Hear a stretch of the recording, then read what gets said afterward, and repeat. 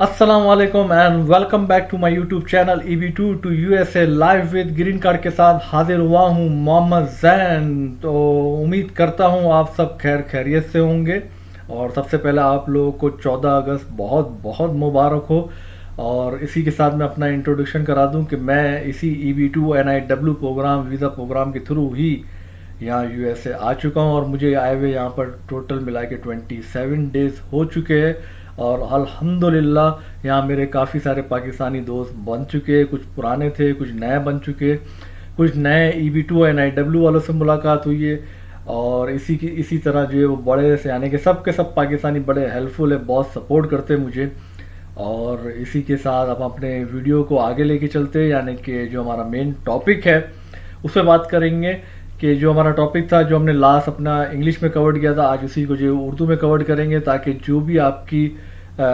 उस पिटीशन के हवाले से मिसकॉन्सेप्ट रह गए हो, क्योंकि एक छोटी सी मिस्टेक जो है वो आपको रिजेक्शन की तरफ ले जाएगी। तो फिर वो आपके रिजेक्शन में होता ही है, वो आपसे मज़ीद एविडेंसेस मांगते हैं। और उस एविडेंस, चूँकि आप पहले ही सारे एविडेंसेस उनको पहले ही सारे दे चुके होते, तो अब वो आप सोचते हैं कि अब मैं तो ये फंस चुका हूँ, मैं कहाँ से ला के जो है वो एविडेंस दूंगा मज़ीद।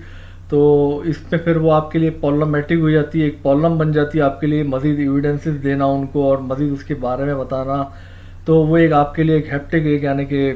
बहुत आपको यानी कि ट्रबल आपके लिए हो जाएगी, बहुत डिफ़िकल्टी हो जाएगी कि मैं कैसे उसको RFE का जवाब दूँ। तो उम्मीद करता हूँ आप हर एक पॉइंट को जो है ना वो गौर से सुनेंगे, जो आपके मिसकॉन्सेप्ट जो है वो क्लियर हो जाएंगे। और साथ में जैसे कि हम आपको पहले ही बता चुके हैं कि पिटीशन जब आपको जो हम बताना दिखाएंगे अभी आपको विंडो पे, अगर आपको किसी को भी चाहिए तो हमारा चैनल को सब्सक्राइब करें और हमें कमेंट में अपना ईमेल एड्रेस लिख के दें, हम आपको ईमेल कर देंगे। अब आपकी पिटीशन यानी कि जो पिटीशन होगी है जो हम आपको स्क्रीन पे दिखा रहे हैं वो, और हमारे पास कुछ और सैंपल्स पड़े हुए, ताकि उससे आपको गाइडेंस मिल जाए तो आपकी पिटीशन ड्राफ्टिंग के लिए तो वो आपको ईजी हो जाएगी। तो ये हम आपको फ्री ऑफ कॉस्ट दे रहे। तो आप कमेंट के अंदर जो है अपना ईमेल एड्रेस और चैनल सब्सक्राइब करना ना भूलिएगा, उसको कर दीजिएगा, ताकि हम आपको विद इन 24 आवर आपको पिटीशन जो है वो दे सकें। तो इसके साथ ही जो चलते हैं, हमारा जो टॉपिक था लास्ट वो था पिटीशन का कवर लेटर कैसे ड्राफ्ट करते हैं, उसके अंदर क्या बातें लिखते हैं, उसका फर्स्ट पैराग्राफ से लेके लास्ट पैराग्राफ तक किन किन चीज़ों का ख्याल रखना है। तो चलते जनाब, हम आपको विंडो की तरफ ले जाएंगे, उस पर आपको पिटीशन सामने नज़र आ रही होगी। तो उस क्योंकि आपको सामने पिटीशन होगी तो उससे आपको अच्छी गाइडेंस मिल जाएगी। तो हम आपको स्क्रीन पे आपको पिटीशन दिखा रहे हैं। तो सबसे पहले ये पिटीशन आपके सामने नज़र आ रही होगी। सबसे पहले आपको ये डेट डालनी है, उसके बाद USCIS का एड्रेस, फिर आपका सब्जेक्ट आएगा petition for employment based second preference EB2 with a request for national interest waiver. Petitioner आप अपना नाम लिख देंगे, आदिल मोहम्मद समी जो आपका नाम है वो लिखेंगे। Type of petition I-140 EB2 national interest waiver. Classification के अंदर आप employment based immigration second preference, और उसके बाद अगर आप एडवांस डिग्री में फ़ाइल करना चाह रहे हो तो एडवांस डिग्री, और अगर आप एक्सेप्शनल एबिलिटी के अंदर फाइल करना चाह रहे हो तो यहाँ पे आप exceptional ability with a national interest waiver immigration and national act 203। फिर उसके बाद डियर USCIS से आप स्टार्ट करेंगे और उसमें आप अपना नाम के साथ आप अपनी जो है वो एजुकेशन बैकग्राउंड के बारे में बताएंगे पहले पैराग्राफ के अंदर। और उसके अंदर आप अपनी प्रोफेशनल छोटी सी अचीवमेंट के बारे में बात कर लीजिएगा। और उसी के साथ जो है वो आप उनको ये भी बता सकते हैं कि मैं एडवांस डिग्री के अंदर तो फॉलो करता हूँ, साथ साथ जो है वो एक्सेप्शनल एबिलिटी के अंदर भी फॉलो करता हूँ, क्योंकि CFR सेक्शन 8 के अंदर 2045K32 के अंदर जो है वो 6 क्राइटेरिया है, उन 6 में से 3 की रिक्वायरमेंट मांगी है USCIS में। तो उसी के साथ आपकी 4 या 3 अगर मीट कर जाती तो आप एक्सेप्शनल एबिलिटी के अंदर भी फॉलो कर जाते। तो आप उनको बता दीजिएगा कि मैं एडवांस डिग्री के लिए तो पिटीशन फाइल कर रहा हूँ, लेकिन साथ साथ जो है वो मेरी एक्सेप्शनल एबिलिटी के अंदर भी क्राइटेरिया मीट हो रहे। तो वो आप उनको बता देंगे और करके एडवांस डिग्री और एक्सेप्शनल एबिलिटी के अंदर, ताकि यहाँ आप अपने 4 या 3 आपकी जो भी मीट हो रही है तो उसके बारे में आप यहाँ पर लिख देंगे। फिर उसके बाद आपने introduction to national interest waiver की हेडिंग डालनी है, और इसके अंदर आपने बताना है कि आपका काम कैसे नेशनल इंटरेस्ट बनेगा US के उस पर। और साथ में आपने जो है ना वो जो 3 प्रॉन्ग्स है इसके, फर्स्ट सेकंड और थर्ड प्रॉन्ग, तो उसके बारे में बताना है। तो ये जनाब ये फर्स्ट प्रॉन्ग के अंदर जो है वो हेडिंग आ गई और उन्होंने अपना नाम लिख दिया। और उसके बाद उन्होंने बता दिया कि क्योंकि ये पैराग्राफ कहलाता है substantial merit and national importance के हवाले से, तो इसके अंदर आपने जो बातें लिखनी वो लिखनी है आपकी फील्ड से, आपकी इंडस्ट्रीज़ के हवाले से, अपने इम्पोर्टेंस बतानी है आपके काम की क्या इम्पोर्टेंस है, जो इकोनॉमिक ग्रोथ होगी यूएसए की, टेक्नोलॉजी में इम्प्रूवमेंट आएगी, तो ये सारी चीज़ें बताएंगे उससे क्या इम्पैक्ट आएगा यूएस के अंदर, जॉब क्रिएशन होगी, इनोवेशन मिलेगी या पब्लिक बेनिफिट्स होंगे उससे, तो ये सारी चीज़ें बताएंगे। और याद रहे जो बात आप इस पैराग्राफ में लिख रहे हैं उसको आप अपने एग्जिबिट्स के अंदर जो है ना, जैसे कि यहाँ पे लिखा हुआ है कि एग्जिबिट्स कि आपको ये अवार्ड मिल गया, ये आपकी अचीवमेंट है या जो भी कुछ है, उससे आप इसको मैच करेंगे ताकि उस यूएससीआईएस को साथ साथ एविडेंस मिलता रहे, ताकि वो फ़ौरन ही जाके उस एग्जिबिट का पेज खोल ले, उस पेज से वो आपकी जो है वो एविडेंस को पढ़ सके और वो उसको समझ आ जाए कि जो आपने बातें बयान की है उनको वो क्लियर होगी, उसके माइंड में उसके कॉन्सेप्ट क्लियर है, तो वो फिर आपका जो है वो सेकंड प्रॉन्ग। फिर इसके बाद हम चलते सेकंड प्रॉन्ग के अंदर आपने क्या क्या बातें लिखनी है उसके हवाले से देखते हैं जरा। तो सेकंड प्रॉन्ग के अंदर आपने जो है ना वो जो हेडिंग डालनी है वो होगी तकरीबन कोई वो well position to advance the propose endeavour के बारे में बताना है, तो इसलिए उन्होंने अपने नाम के साथ आगे उस चीज़ को, उस हेडिंग को थोड़ा सा ब्रीफ कर दिया है। तो इस तरह से भी आप कर सकते हैं। और फिर उसके बाद आपने जो इस पैराग्राफ में जो बातें लिखनी वो लिखनी है, आप अपनी क्वालिफिकेशंस क्या, आपकी कैरियर की क्या अचीवमेंट्स है, आपके जितने भी पास्ट सक्सेसेस रही है वो सारे आप इस सेकंड प्रॉन्ग के अंदर बता देंगे। और छोटा सा एक पैराग्राफ आप लिख सकते हैं कि मैं यूएस में फर्दरमोर मैं क्या कर सकता हूँ, क्या आपके फ्यूचर प्लान्स होंगे, आपकी एक्सपर्टीज़ जो होगी वो आप यूएस में आप इसमें जाके जब काम करेंगे तो उनकी फील्ड में एडवांसमेंट आएगी, तो ये सारी चीज़ें। और फिर उसको उस एग्जिबिट्स के साथ, पैराग्राफ में एग्जिबिट्स के साथ आप उसको इंटरलिंक कर देंगे ताकि जो रीडर होगा उसको समझ में आ जाए आपकी जो अचीवमेंट्स है, पास्ट सक्सेसेस है, उसको आपने वहाँ से लिंक कर दिया तो वो उसको ब्रीफ हो जाएगा कि उसके जो कॉन्सेप्ट होंगे वो क्लियर हो जाएंगे और वो कहेगा हाँ यार बिल्कुल इस बंदे की तो काफ़ी अच्छी वो अचीवमेंट है, सक्सेस है और लोग भी इसके बारे में तारीफ़ें कर रहे हैं, तो उससे आपकी क्या, उससे आपका एक बेनिफिट पॉइंट प्लस हो जाता है। तो एग्जिबिट्स का हवाला लाजमी दे। तो चलते जनाब थर्ड प्रॉन्ग के अंदर आपने क्या बातें कहनी है, उसमें क्या क्या लिखना है, तो वो अब हम आपको बताएंगे कि थर्ड प्रॉन्ग के अंदर आप जैसे कि उनको एक्सप्लेन करेंगे कि क्योंकि ये जो पैराग्राफ है इसके अंदर बेनिफिट यूएस का क्या है कि वो आपको जो है वो जॉब ऑफर लेटर और लेबर सर्टिफिकेशन वेव कर दें। तो अब आप उसके अंदर बताएंगे कि जी जनाब मैं अगर जॉब ऑफर लेटर और लेबर सर्टिफिकेशन की जॉब अगर मैं उसके ऊपर जाता हूँ तो वो एक लंबा ड्यूरेशन है और उस ड्यूरेशन के अंदर जो क्योंकि आप यूएसए को अर्जेंट रिक्वायरमेंट है आपकी फील्ड के ऊपर, तो आप उनकी रिक्वायरमेंट फुलफ़िल कर सकते हैं। आपका काम इतना स्पेशलाइज है और यूनिक है, तो आप वहाँ पे जाके जब कंट्रीब्यूट करेंगे क्योंकि उनको अर्जेंट रिक्वायरमेंट है, क्योंकि आजकल एडवांसमेंट टेक्नोलॉजी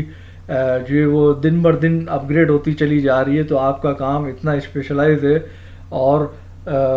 वक्त लगेगा जॉब ऑफर लेटर लेने में, तो आप अपने काम के बारे में से बता सकते हैं कि मेरा काम इस तरह से जो है वो स्पेशलाइज है, एक यूनिकनेस है और वो यूएस की मार्केट के अंदर, क्योंकि आप जैसे कि एक मिसाल दे रहा हूँ, एआई का आजकल दौर है, अब आपके पास एआई के अंदर बहुत सारा आपने जो है वो फील्ड में काम किया हुआ है, तो आप उनको बता सकते हैं कि जी जनाब मैं वहाँ आऊँगा तो एआई की रिक्वायरमेंट मेरी जो है वो हो जाएगी और एआई पे काम करूँगा तो उससे जो है वो लोगों को जो है वो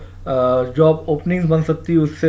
उससे जो है वो लोग जो है जब क्योंकि एक सॉफ्टवेयर एक बनेगा एक चीज़ तो उसको चलाने के लिए जो है वो किसी न किसी जो है वो ह्यूमन पावर की, ह्यूमन वर्क की जो है वो ज़रूरत पड़ेगी, तो उसके बारे में आप इसमें बता सकते हैं। तो ये सारी चीज़ें इस थर्ड प्रॉन्ग का पार्ट है और उसमें आप मज़ीद इसमें ये भी बता सकते हैं कि कैसे आप वहाँ आके जो है वो अपना रोल करेंगे, तो और वो साथ में एक एम्प्लॉयर के लिए नहीं, आपके काम से जो है वो काफ़ी सारी इंडस्ट्रीज़ को फ़ायदा होगा, दूसरे भी उस काम से जो है वो एम्प्लॉयर को जो है वो सपोर्ट मिलेगी उस चीज़ से। तो ये सारी बातें आपने जो है ना वो इस थर्ड प्रॉन्ग के अंदर बतानी है उसे। इसके बाद देखें आपके पास विंडो पे आ रहा है स्टेटमेंट देना अपना कि आप यूएस में आके किस तरह से काम स्टार्ट करेंगे। तो उनको सबसे पहले अगर आप जॉब करना चाहते हैं तो जॉब के बारे में बताएंगे कि मैं वहाँ आऊँगा, मेरा इस चीज़ में जैसे मैंने पास अचीवमेंट्स रही है, एक्सपर्टीज है, मेरी ये स्किल्स है, तो इसको मैं आके अपने यूएस में जो है वो कंट्रीब्यूट करूँगा, और मैं आने के साथ साथ जो है वो जॉब सर्च कर लूँगा, ताकि जो है वो जो जॉब सर्चिंग का जो एक ड्यूरेशन है, उस ड्यूरेशन के अंदर ये भी बता सकते हैं आप कि मैं यूएस में आऊँगा, और जब मैं जॉब सर्च करूँगा तो मेरी एक्सपर्टीज़ और स्किल्स मेरी इतनी है, तो कोई भी आपको आम को उठा के उसको बता सकते हैं कि मैं जब तक जॉब सर्चिंग करूँगा, जब तक मैं ये इस काम से यूएस को ये फ़ायदा पहुँचा सकता हूँ, ताकि साथ साथ मेरी जॉब सर्चिंग भी चलती रहे और मैं लोगों के लिए जो है ये फ़ायदा मंद हो सकूँ। फिर यानी कि आपने स्टेटमेंट देना है कि मैं यूएस से आके क्या करूँगा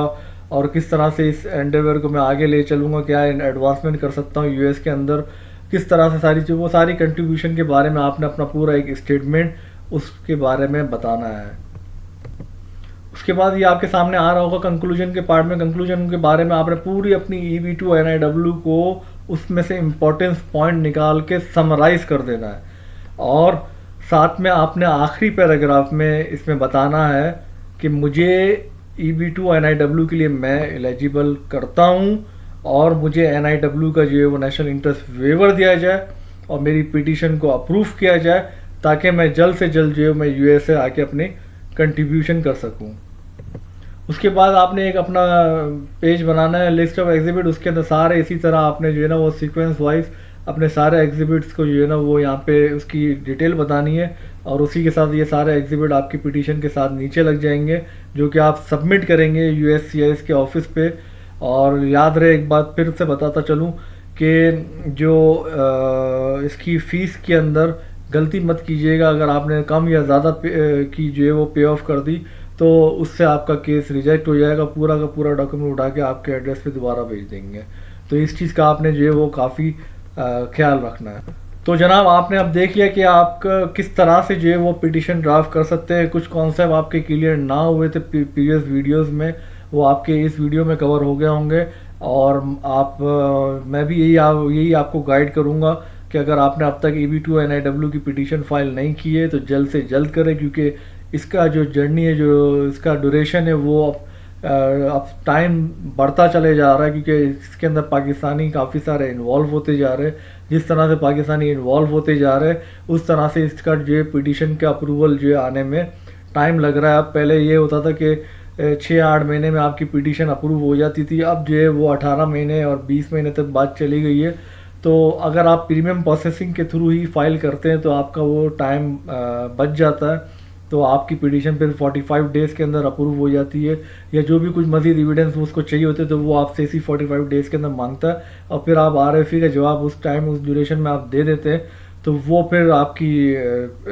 दोबारा से 45 डेज़ के अंदर वो आपकी पिटीशन अप्रूव कर देते हैं। तो ये सारा इसका पूरा एक पिटीशन का एक कॉन्सेप्ट था, हमने आपको डिटेल में गाइड किया है ताकि आप आसानी से अपनी पिटीशन बना सकें। क्योंकि बहुत सारे हम फेसबुक पर देख रहे हैं, बहुत सारे लोग जो है वो उनको प्रॉब्लम्स आ रही है पिटीशन बनाने में कि हम क्या बातें लेके किस अचीवमेंट को उठाएं, क्या सक्सेस के ऊपर हम बात की जाए। तो ये सारी चीज़ें हैं, तो इस चीज़ को आपने उम्मीद करता हूँ सबने बहुत गौर से वीडियो सुनी होगी। और अगर आपको ये पिटीशन चाहिए तो इस पिटीशन के लिए आपने हमारा चैनल सब्सक्राइब करना है और अपना कमेंट बॉक्स के अंदर अपना ईमेल एड्रेस लिखना है, ताकि हम आपको विदिन 24 आवर्स जो है वो आपको पिटीशन के सैंपल्स भेज दें, ताकि आपको उससे हेल्प मिल जाए और उस हेल्प के थ्रू जो है वो आप अपनी पिटीशन ड्राफ्टिंग कर सकें। इसी के साथ हम अपनी वीडियो को यहाँ पर एंड करते हैं, और साथ में आगे आने वाली नई वीडियो में हम बताएंगे कि जब आपकी पिटीशन फाइल हो जाती है तो उसके बाद क्या स्टेप्स है। तो उसके बारे में हम आपको अगली आने वाली नई वीडियो में बताएंगे। तो मिलते हैं नई वीडियो के साथ। अल्लाह हाफिज़, अपना ख्याल रखिएगा। अल्लाह हाफिज़।